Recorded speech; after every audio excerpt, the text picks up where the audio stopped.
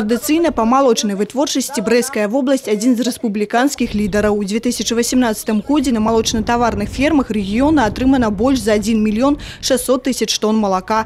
Па прадукцыйнасці малочнай жывёлагадоўлі вобласць наогул паказвае лепшы вынік у краіне.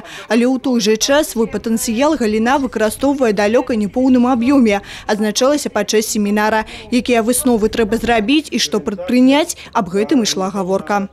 На сегодня по животноводству мы подводим итоги 2 месяцев этого года, и практически вырисовывается уже квартал.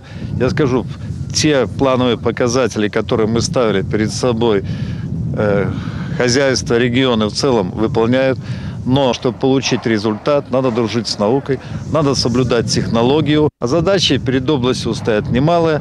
Сегодня задача в целом достичь 6000 уровня молока.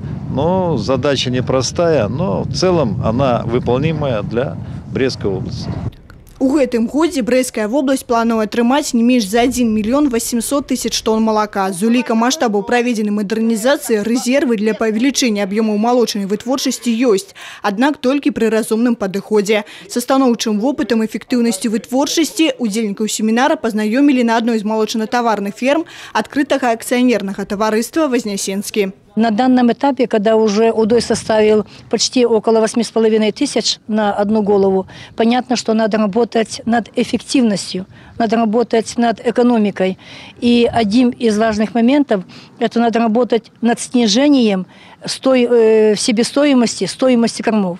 Сегодня они в себестоимости на молоко занимают у нас 47%. Минимум надо, чтобы они занимали хотя бы 45%. Другое пытанне нарады – вясновыя палявыя работы. У сувязі са спрыяльнымі умовамі надвор'я яны ў рэгіёне пачаліся раней, чым звычайна. Зараз сеюць усе раёны вобласці за выключэннем 4 паўночных, дзе вядзецца падрыхтоўка глеб. Структура пасяўных плошаў сёлета кардынальна не змянілася. Асноўная стаўка на кормавытворчасць. В основном травы.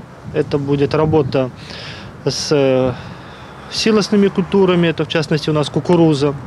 Да, ну и зерновая культура, это как зернофураж получения, тоже в основном это все на корм скоту. Что касается технически, то область сегодня подготовлена к проведению полевых работ. И при включении полностью в работу, если погодные условия дальше будут позволять проводить работы, то я думаю, что мы в течение 10-15 дней область способна провести сев ранних яровых зерновых культур. На пленарным пасяджэнні Анатоль Ліс засяродзіў асобую увагу кіраўнікоў раёнаў на забяспечанасці гаспадарак тэхнікай, мінеральнымі і арганічнымі ўгнаеннямі на старце сельскагаспадарчага года. Крысціна Пратасавіцкая, Роман Філюціч, тэлерадыёкампанія «Брэст».